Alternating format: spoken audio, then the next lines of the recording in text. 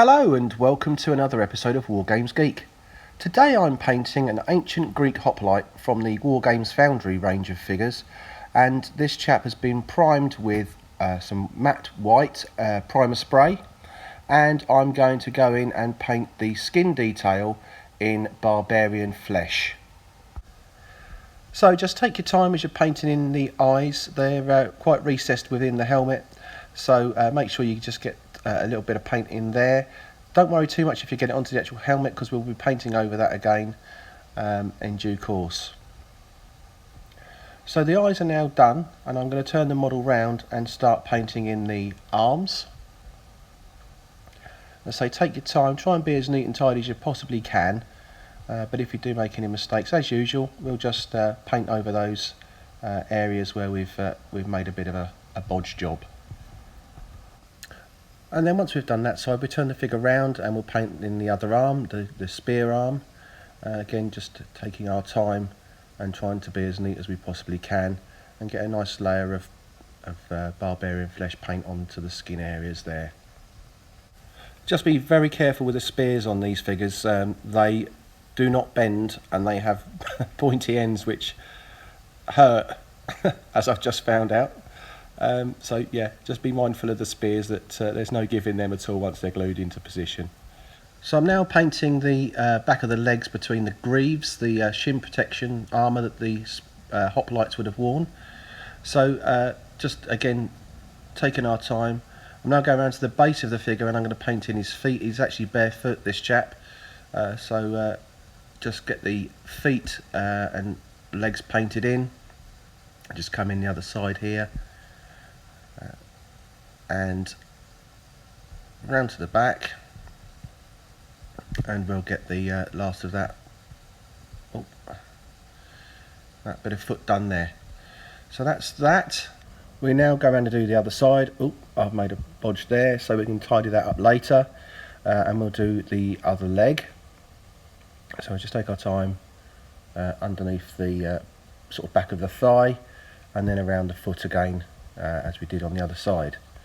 So we'll get that done and then we'll come back and see where we're at.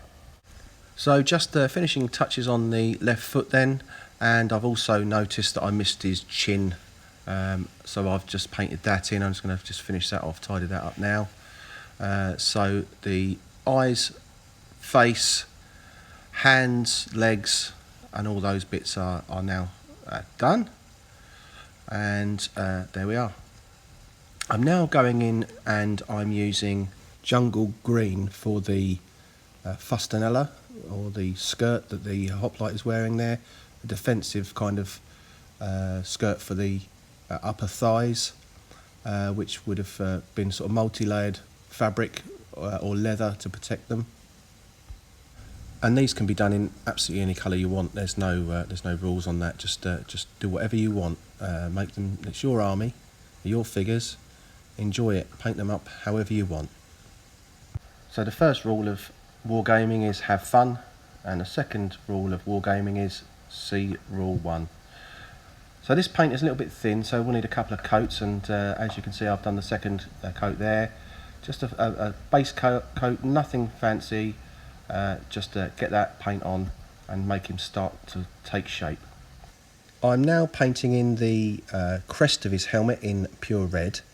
And I just like this colour. I think it's a really nice bright colour, stands out, looks great.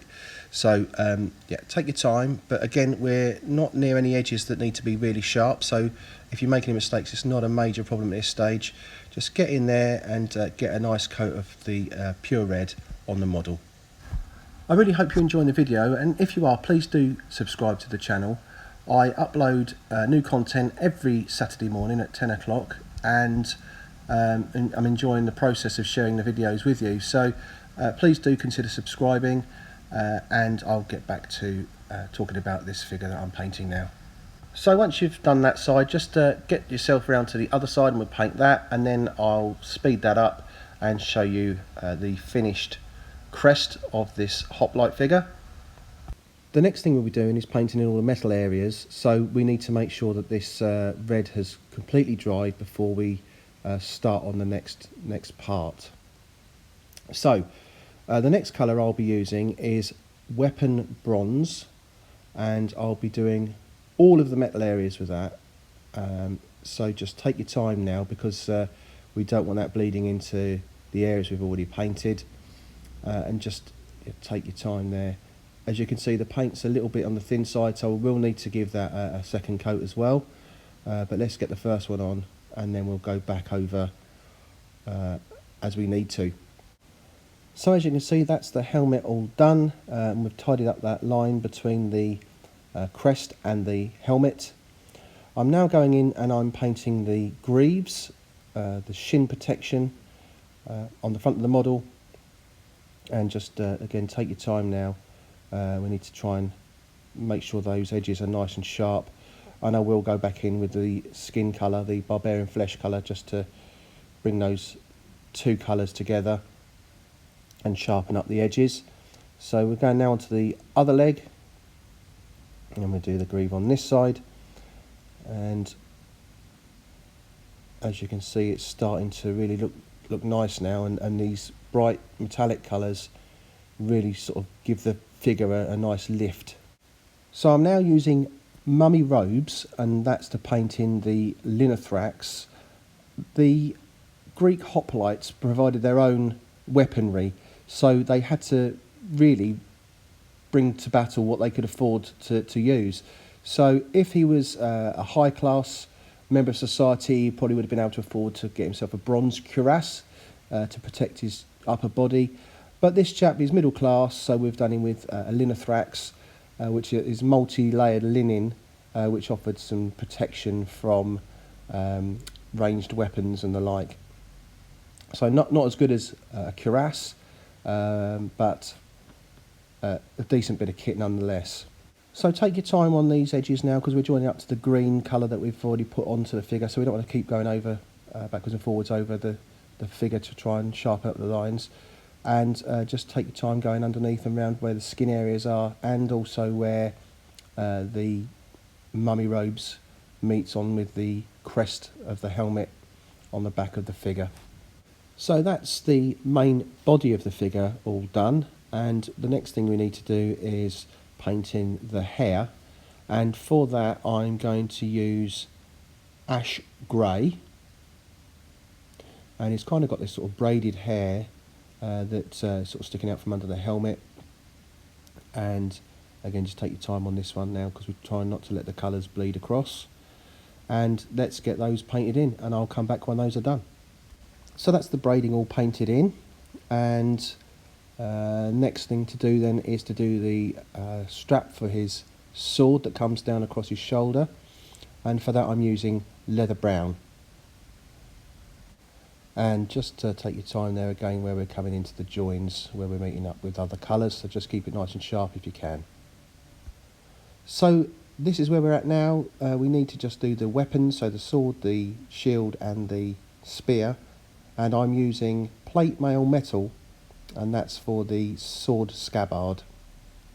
So take your time here and get that colour into the little recesses at the bottom of the sort of sword sheath or the scabbard.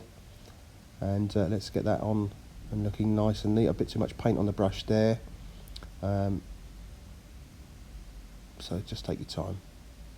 And once that's done, I'm going in with weapon bronze again, and this is for the shield, so give it a good coating there. Probably need a couple of coats again, so get in and get that all painted up. And you've got a sort of choice now, once this is dry, whether you just leave it completely plain in the plain bronze colour, or you can get some shield transfers from a number of different retailers. I use Little Big Men Studios for my transfers, and sometimes I just go completely freehand, and to be honest, I've had limited success doing them myself, but for this figure I am going to give it a go. Just a very basic design on the front of the shield. So we're around the back of it now, and just lining up that nicely. Just try and get a nice sharp edge between the shield and the skin colour. And there we have it. That's the shield all painted up. So the last bit then to do before we start the shading process is to paint the shaft of the spear, and for that I'm using Monster Brown. It's quite a thin paint, this one, so I'll need to do a couple of coats on it, but just take your time here, especially around the hands, and you'll notice also that I've given a slight dab of the plate mail metal to the tip of the spear as well. So that's him all done, and he now needs to be shaded, and he needs that all important design on his shield, and I'll show you that momentarily. So I've put a basic design on the shield. I've sprayed him with some anti-shine varnish in matte, and I've given him a bit of a basing, so he's now ready for gaming. I hope you've enjoyed the video. Please do subscribe for further updates, and please do add a comment on the video. Thanks for watching.